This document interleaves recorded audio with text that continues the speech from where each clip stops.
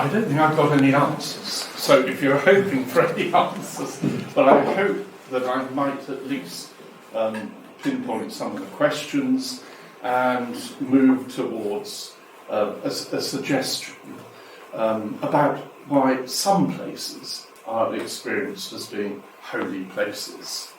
I suppose I still am dyslexic, and so it wasn't terribly it wasn't a great achiever in school, and I managed to get a place at King's College London. But before that, I had visited on more than one occasion at Canon, and there was something about the worship in that chapel that made me think, my vocation is really a kind of monastic one. I happen to be a grandfather, but I still have a monastic streak in me. And at the heart of monasticism is that sense of seeking after God. So, the novice, before being admitted, is questioned by the abbot, what do you seek? I seek God. It's the language of seeking, which of course is so embedded in the work of Anselm of Beck, or Anselm of Canterbury, take your choice. But anyway, it's lovely to be here, and there are one or two faces I recognise, and so that's rather nice. There is a sense of coming here and coming home. And I say I live there, and I was a postgraduate living there in Cornwall Park. So it is lovely to be here, and I think that the work and life of this place is so needed in the Church of England. But I mustn't preach a sermon. What makes a holy place a holy place? It would be tempting to begin interrogating this question by considering what is meant by the designation holy. But I'm going to begin with some preliminary remarks about place, and specifically about space and place, and how we might possibly distinguish between the two. There seems to be an almost universal urge in human behaviour to leave a mark, to set up a marker in the landscape, that is. So, first slide, thank you. Here are 3 piles of stones on the so-called welcome walk on an agro-turismo farmhouse that nestles in the Umbrian Hills, just north of Assisi. Various visitors along the path have added their stone. In one sense, they're simply markers of being there. You're leaving something. I've been here. Having moved through that space. But now it marks a good viewing space, a place in which to pause, to rest for a moment, and to admire a wonderful view across the valley. But notice in this last sentence, I've switched from speaking of space to speaking of place. In a recently published collection of poetic thoughts, observations and memories entitled Cairn, the poet and keen observer of nature, Kathleen Jamie, speaks of a cairn constructed by placing stones one upon another as a marker of open land. So we can move on to that cairn. The space itself is indeterminate, without boundary and lacking a definition. And so by marking space, an open, undefined expanse becomes a place. I think something similar can be seen going on in the art of Richard Long.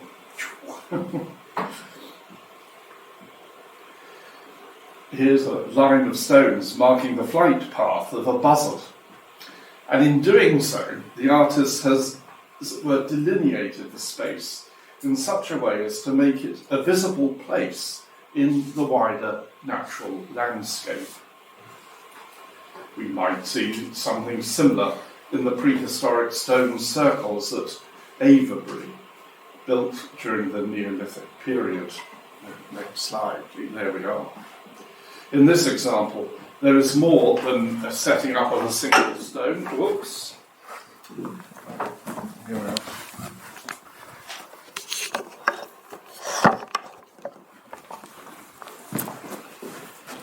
There's more than a simple adding of a stone or constructing a stone, but actually creating a zone. And that's going to be a term that's important when we come to understand the nature, the character of sacred space. A zoned space. And here it is, a zoned space. But it's architecture. Architecture itself is the art of shaping space and constructing particular places. And here's an example in Edward King Chapel at Custom. The architectural shaping or enclosing of space provides an interesting trajectory in the exploration of place, as it is neatly caught in the German word Dasein, literally meaning, of course, being there, a specific location, our place, we might say, the spaces which we build or inhabit. So much for space and place. Marked, defined, constructed. Let's turn to reflect on the term holy. I can see something parallel here to the way in which we try to distinguish between space and place. Because at root, what is holy is that which is set apart. And this applies to objects as well as to persons, and by extension places too. Making holy involves a separating out, a new designation, setting up a bank around a settlement, for example.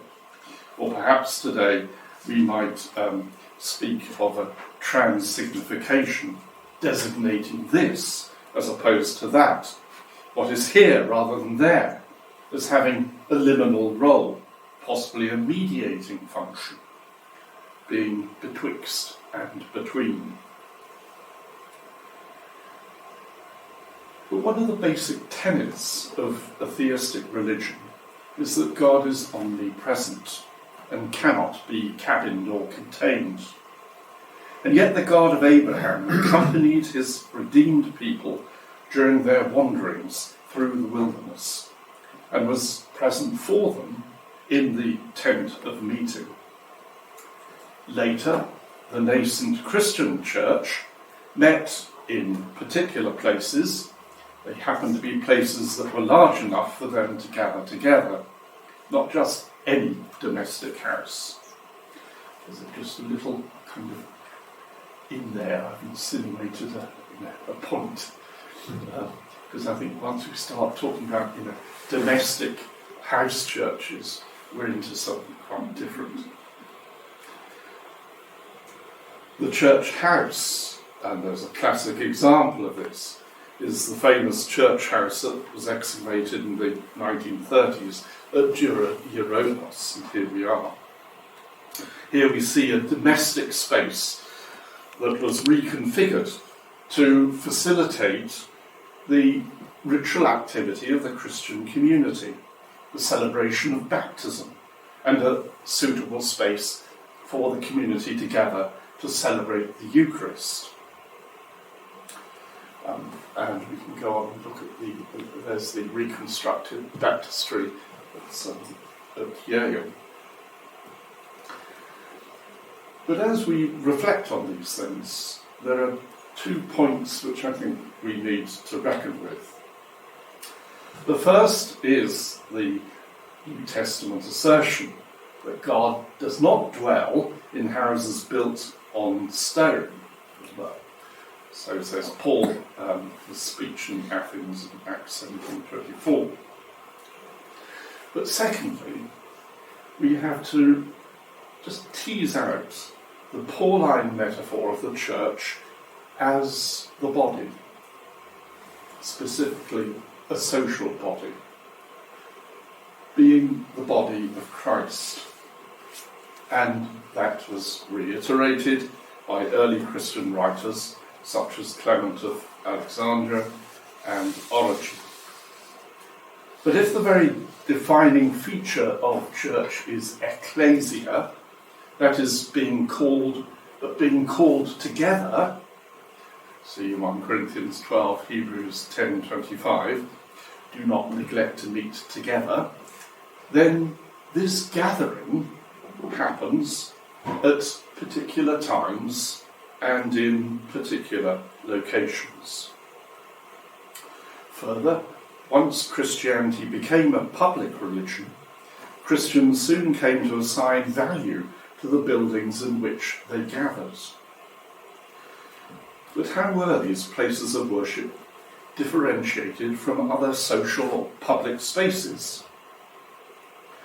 It could be the case that even such a distinction is otiose in the ancient world, where shrines were literally on every street corner and in every public square.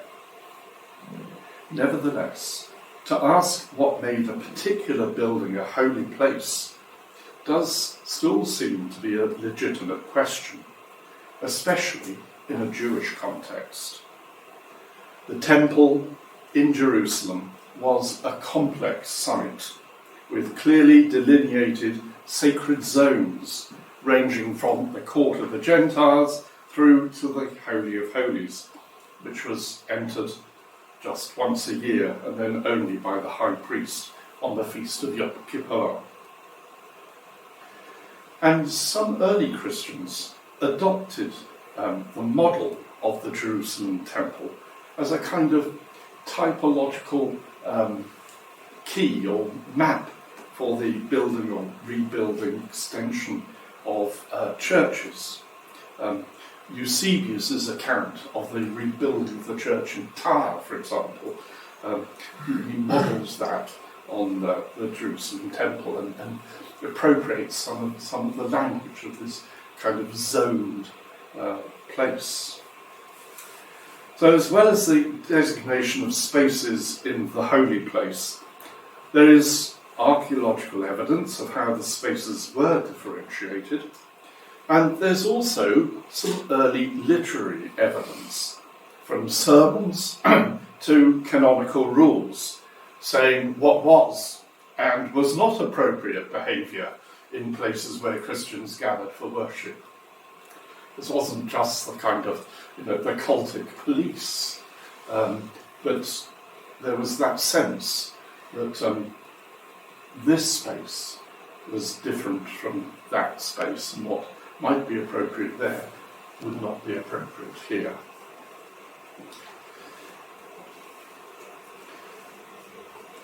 All this, perhaps in a cumulative way, begins to provide some evidence that the early church regarded places of worship as being special, even holy places. But it doesn't quite answer the question of what it was that allegedly made these places holy. On this question, there's an intriguing passage to be found in the writings of Augustine of Hippo. In commenting on the opening line of Psalm 84, "Oh, how amiable are your dwellings, O Lord of hosts," Augustine speaks of God's presence being experienced here and there, that is, in specific locations and architectural settings. God's habitation, as celebrated in John's prologue, is definitively present in the enfleshed Word, who, according to the Gospel narratives, was actually met here and there in particular places and locations. there was a marriage in Cana of Galilee, for example. There is a sort of sacred geography with meeting in places. Luke even records how Jesus went to pray in a certain place. The particularity of the Incarnation validates the promise that God's habitation is with humankind. But this habitation, this being with, occurs in particular times and particular places. Philip Sheldrake argues with insight and subtlety that this extraordinary temple of God has a logos, a physical place. Now, here one may well raise an objection and say not all places experienced as holy places or sacred spaces are buildings. One could also think of the natural landscape in awe-inspiring areas of dense forests, vast open plains and deserts. After all, that's where the first monks withdrew into the desert. The craggy snow-capped mountains, or the expansive sea of Columba setting off in his coracle-like boat. And here, I'm going to suggest we could reflect on some landscape art. So, Caspar David Frisch. It's been suggested that in Friedrich's art, nature, as it were, takes the place of conventional religious rituals. But other ways of seeing his paintings are certainly possible. A number of his paintings feature the ruins of abbeys or churches, and perhaps, there we are, there's one example, ruin at Della, Cistercian monastery ruin.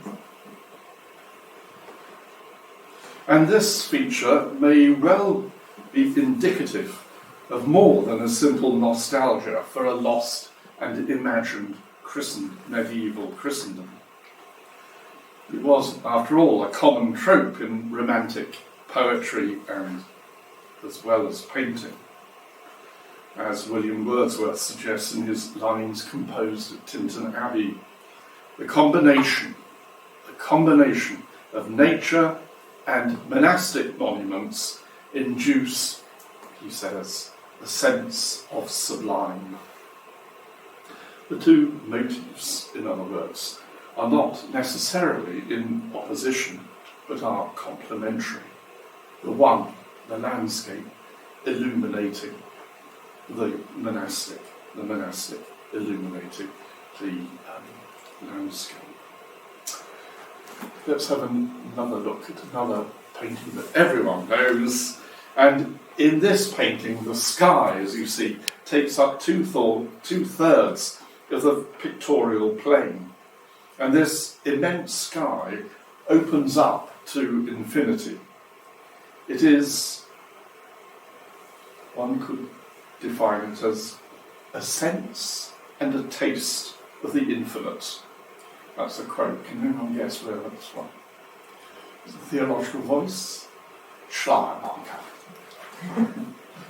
The sense and taste, that's in one of his speeches to the cultural despisers in 1799. So, Schleiermacher saying it is that sense of the divine, of the infinite, and that is the infinite opened up in that landscape. Another witness to the holy is found in contemporary writing on Celtic spirituality. The language of a thin space. I happened to be at a conference a couple of weeks ago with Ian Bradley. I thought, well, this is my opportunity to ask an expert on Celtic Christianity. And I said, where did that expression come from? Who actually coined that expression, a thin place? He kind of, he wasn't absolutely sure, but he did think that it may well actually. Let me just see. I think I did notice. It's the expression he thought popularised by George MacLeod, yes, the founder of the Iona community. But he thinks it may have first been used in print by the spiritual writer Evelyn Underhill.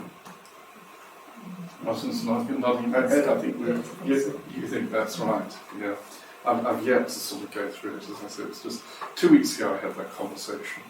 But I want to sort of take this as a marker, a thin place, and that applies more perhaps to landscape, or what is placed in the landscape. We all learned from Simon Sharma that landscape is always a combination of the natural, the geological, as well as the human intervention and construction. And for me, here are two wonderful examples of I'm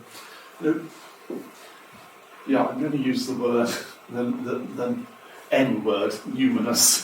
Those numinous places, and comprising a monastic settlement that had its roots in the 6th century, most that survives as of the 12th, and then of course Linda's Farm, not far from here, the lands of Aden and Lumber. But I want to just flip that expression, a thin place. I won't talk about a thick place, because there's other connotations. But I want to use the word density. The thin place is that porous, the divine and the earthly, the heaven and earth kind of meeting, just a thin membrane between them, the one permeability. But I want to talk about density. Can there be such a thing as in terms of divine presence, a dense place, or a dense occasion when we meet and are met by the divine? Let me try and put some flesh on that proposal.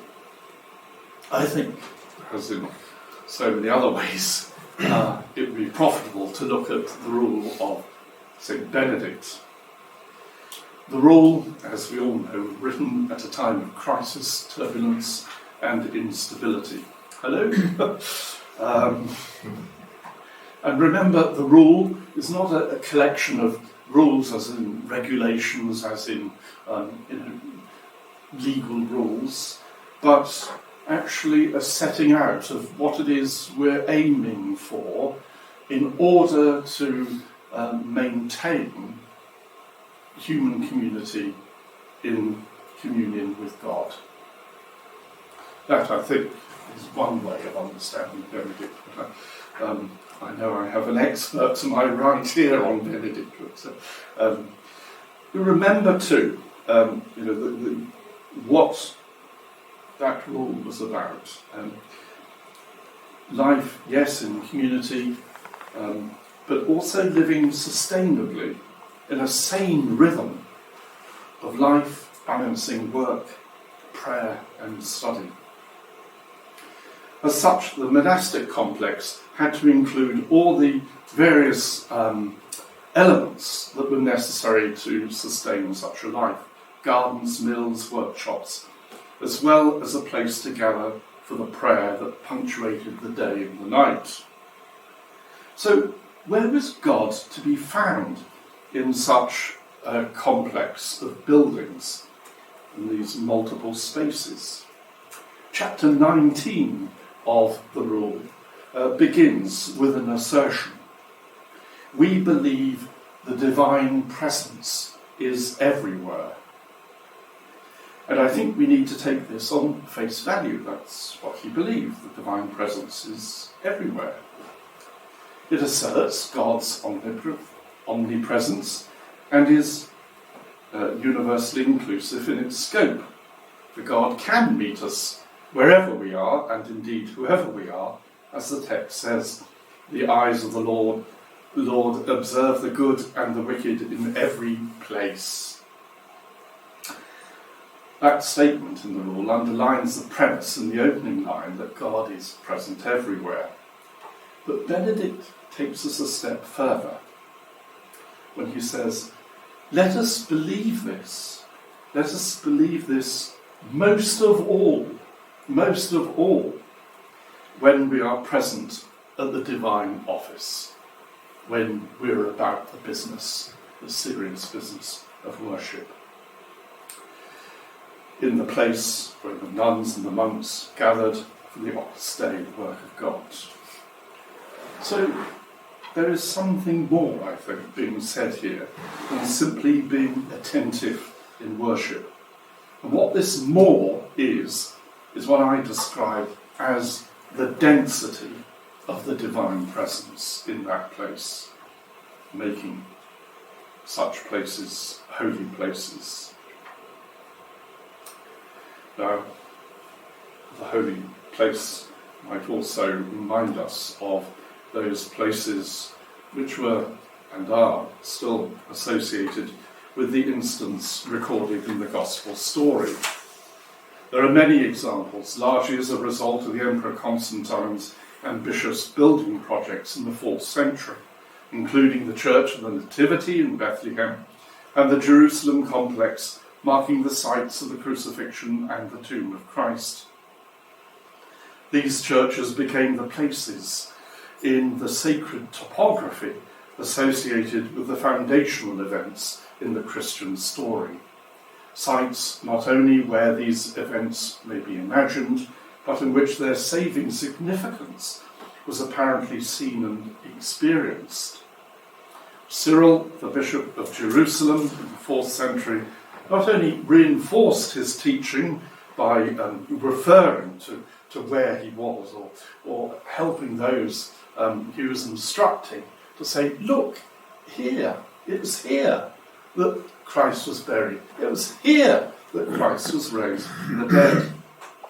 So he not only reinforced his teaching by referring to the sacred topography of the Holy City and the Jerusalem complex, but extended that to claim that the very mystery of Christ's saving death and resurrection was communicated through the senses, the human senses of seeing, hearing, and physically touching the places where Christ was buried and raised from the dead. So there's a sort of mediation happening here. Now let's sharpen the question then and ask, how might we experience these places? And this is where we reach a turning point. And we're at Kelham Hall. I'm going to talk a little while about the chapel, but not in an architectural sense. If anyone's interested in the architecture, I do have a little section on the architecture in this book, Shaping the Assembly, How Our Buildings Form Us in Worship, edited by Tom O'Loughlin. There's even some flyers in the book, because Tom O'Loughlin is a great friend of mine.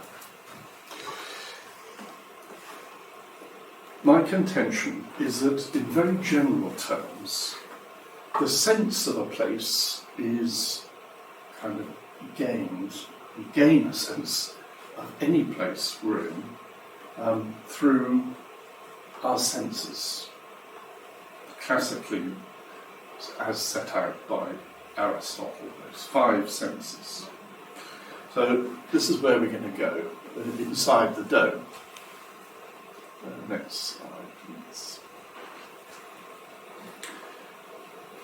So, the great chapel at Canon.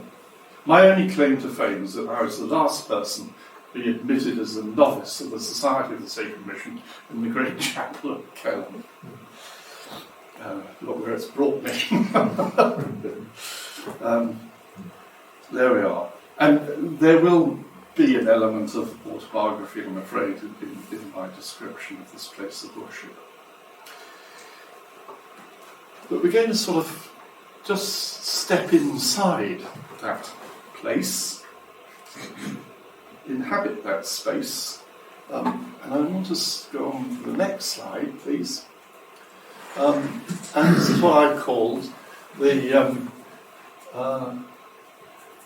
we've got this great sort of panoply of worship, haven't we? Worship itself is a combination of all the arts, isn't it? I mean, it involves movement, it involves colour, it involves sound, speech, song. Wagner made a great claim about opera being the kind of the form of art that combined all the arts. One could also apply that to worship as well. And here is what I described as the altar craft, the craft that was made and placed on the altar in that space. And I think I'm going to just say one or two things about it. First of all, you can tell by the design that it was typically kind of arts and crafts. The candlesticks and the cross, now at Southwell Minster, were on the high altar. They were given to the Society of Sacred Mission by its former students when the chapel was dedicated in 1928, I think. Yes? Yes. It was certainly built 27 to 28. Charles Gore preached on that occasion. So the students actually gave this. It is absolutely wonderful. And just a little theological aside, for if there are any other liturgical geeks present in the room, what I particularly notice in the cross that was placed on the high altar was that there is an enamel ascending Christ. This is depicting the ascension. So whatever it is that we commemorate in the Eucharist and the Communion is the total Christ. The Christ who came as one of us, who suffered death, was raised from the dead, and has taken our humanity into God. And I think, that was a bit of wonderful theological kind of sense there in choosing that particular emblem, as it were. And then going on, another piece of art that came into the chapel, in the next slide please, is the famous Canon Madonna. And I certainly had my turn in sort of polishing this after breakfast on a number of occasions. But it stood in the chapel, and the sculptor Alan Coleman, it was a memorial actually to Reginald Tribe, who was a member of the society, who was killed during the war when he attended a meeting in London. And there was an air raid, and that was the end of him. But he was a great man, wasn't he, Reginald Tribe, and a particular concern for kind of the social dimension of the Christian gospel. But anyway, Alan Coleman, and this is a picture of not a very good one, of the Canon Madonna. It's actually at Southwell Minster here, and not at Canon. But at Canon, take it from me, it sort of blended into the colour of the yellow brick behind it. Deliberately unpainted so that it wouldn't detract the worshipper's attention from the real focus of the building, which was the altar. And that, I think, is quite important. So the figure carved in wood blended in with the yellow brick wall behind it, and certainly embellished the high altar. Well, that's something about the kind of the props. I will refer to the great Canon Rood in a moment, but let's get to the heart of the matter, which is in the next slide. In the days when people went to church, to entertain little infants, we used to play a little hand game, didn't we? Here's the church, there's the steeple, open the door, and there's the people. Whatever it is we're thinking about here, going back to what we said right at the beginning, it is also that gathering of a community, of people, embodied worshippers in that particular place. And it's that that makes the occasion of worship. So I want to now ask, what did those who attended that worship and participated in that worship actually experience? What was experienced on those occasions? I'm going to refer now back to the five senses and work through that typology of the five senses. That is, what was experienced visually, orally, as well as through smell, touch, and even taste. And I'm going to refer to each in turn. So, the next slide, please. The black tiled floor and the grey, rough rendered walls under the dome were visually restrained. The focus was always the altar under the arch.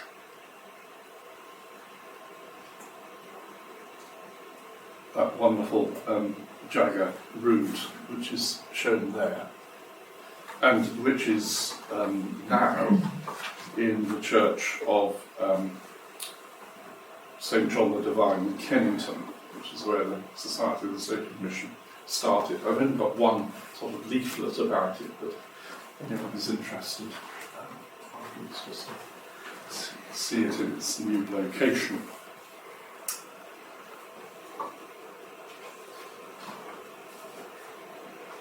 And how extraordinary it was.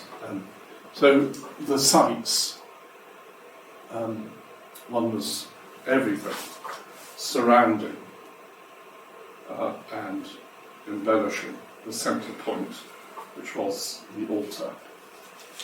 So the chapel itself, 70 foot square under the large concrete dome, and then 30 feet in depth of the sanctuary. So very spacious and curved apse. The Thompson, the architect, specified the paint for that apse, and can't quite sort of find the right vocabulary to describe that, the colour, but it was a sort of purplish grey, and gave you a sense of it being open rather than closed. I always think of walls as, of closing space, but there's also a sense in which, certain colours give you the illusion that it just sort of opens up. It's an empty space beyond. And that actually was really important in that space, because as you look at the altar, then it seemed, again, a bit like the monk in as with a Friedrich painting, you're looking out into infinity. sort of a liminal space you occupy. So there are many sights, things that hit the eye, in that chapel, but each in turn served to focus on what was happening at and around the altar. From sight to sound. And a striking feature of the great chapel was its resonant quality as a domed space. It was, to use a current phrase from an architectural study, a pronounced example of oral architecture. The term is a useful one and denotes not only the resonant acoustic qualities of a building, but also says something about how the sound is experienced by those who occupy the space. The dome above and that concave apse behind the altar served to reflect the sound in all directions. And it gave the plainsong chant a rather distinct quality. Somebody once described it as being more Dominican than Benedictine. It was lighter than Mirfield. Anyway, the sonic quality of the building gave the chant a reverberative quality, but it also held, and this is equally important, its corollary, described as such, that is silence. It was a silent space as well. If music is sounding tired, then there has to be moments when the punctuation is silence. And perhaps it is in those silences that one hears an echo of the Word of God. So, sights, sound. What about smell? The olfactory sense is certainly one of the most significant of the five senses in relation to our perception of the atmosphere of a place. The sensation of smell, odour, is immediate, and critical studies have illustrated that it is the sense of smell that evokes emotion and triggers memory. And under the dome at Canon, at morning, noon and night, there was always the lingering and evocative smell of incense. Sight, sound, smell and touch. This sense certainly came into play when bodies moved through and occupied certain particular spaces. It'd be very illuminating to apply the science of proxemics to the worship at Canon and to chart, as it were, the relation of bodies to each other when standing or sitting in choir stalls, in the way the peace was shared, in the movement to gather around the altar for the Eucharistic prayer and the receiving of communion.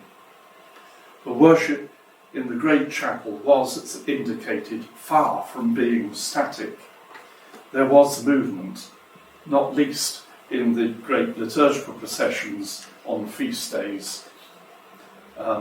And these processions are wonderfully alluded to in Brother George's poem entitled The Rood at Canon.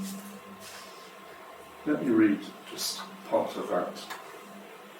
Come to the edge of the world without ending, beyond the glimmer on tiles, the shadow on stone. Step over into nothing, and no returning except in the procession, in and out of the arches, in festal gladness, rejoicing in dedication and resurrection. So, that sense of touch and movement and being with other bodies and navigating, as it were, the furniture in that expansive place. Finally, there's a sense of taste, and I'm going to be brief here. It was the taste of wafer bread on the tongue, of a mere sip of wine, a tantalising sacramental foretaste of a heavenly banquet. And then, when it was over, through the swing doors, along a short passage, and into the refectory for breakfast. So that was Canon and its worship, and what I'm trying to suggest is that I hope what I've said at least gives a significant, is sufficient to signal how the five senses were engaged in the worship at Canon, making worship there a totally immersive experience, as we say these days. The cognitive function of our five corporeal senses is inconvertible, but how and in what ways they may function in the apprehension of the presence of the divine has been regarded as being far from clear, even from the earliest dates, the earliest time of Christianity and the articulation of Western theology. Again, let me think of Augustine of Hippo.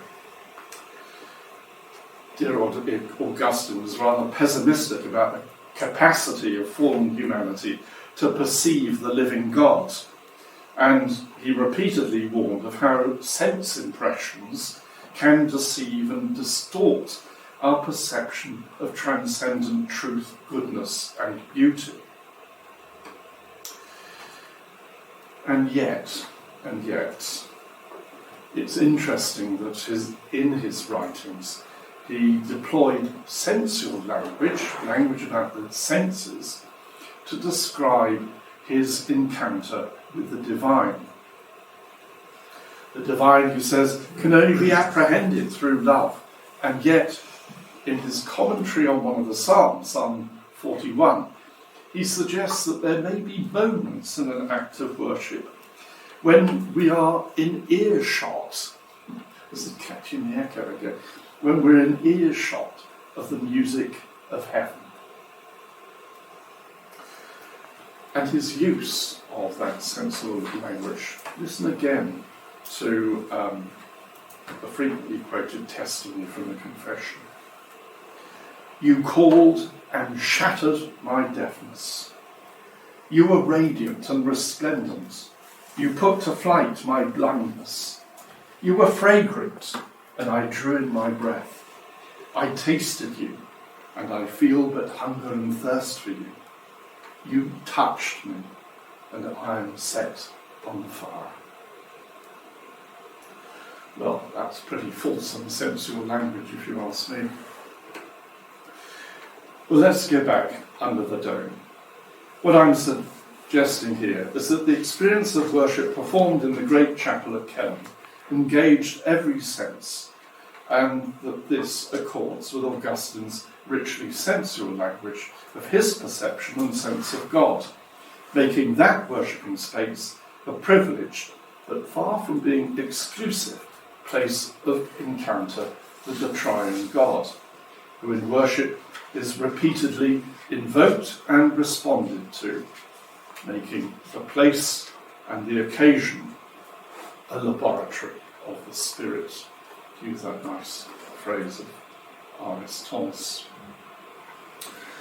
But as with the protagonist in Brideshead Revisited, that chapel and all that I've said about it was a long, long time ago. So let's go on to the next slide. You can't have a talk about churches and worship without having this particular poem of Philip Larkin. But while that's there, I will refer to it in a moment, and I'm nearly there. In November 1974, Father Hilary Greenwood, the last warden of the College of the College at Canon, sorry, that was a Freudian slip, posted a notice on the door of the great chapel that simply read, "This is no longer a place of worship." Wow. And think how it all started with its dedication, the consecration. You know, bishops, ceremonial, there in 1928, and a little typed note, "This is no longer a place of worship." That notice is a wonderful example of what Kathleen Jamie in Sightlines describes as a ritual undoing, but a rather perfunctory one at that. But how does it all start? And that's the next slide. It all starts, doesn't it, with that sense of a place being set apart, of being named as being holy.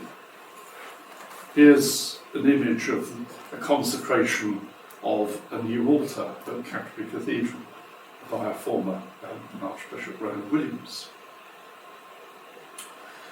Well, let's go back to that hand game that used to amuse infants in a more religious age. Here's the church, there's the steeple, open the door, there's the people. One could say that once the people have gone, no longer gather there for worship, then that place is no longer a Domus Dei, is no longer a house of God. So what happened to the space? When I last saw it, some 18 years ago, I took a party of about half a dozen students from Mirfield, and we were allowed to sort of wander around, and we walked into the chapel. Of course, the rood had gone, and Madonna's no longer there, the altar had been removed. It was an empty space, but full of detritus from a party that had happened there, you know, old beer cans and packaging and so on. And I thought, is there anything left? And I thought, yes, there's the building. You have to have the student presentables. And I said, "Simon, sing Kyrie 4. And suddenly, just for a moment, you know, in that place, you could just hear it, but it wasn't. Do you know what I mean? It needed all the other senses for that to be kind of retrieved, that experience to be retrieved, of worshipping in the great chapel.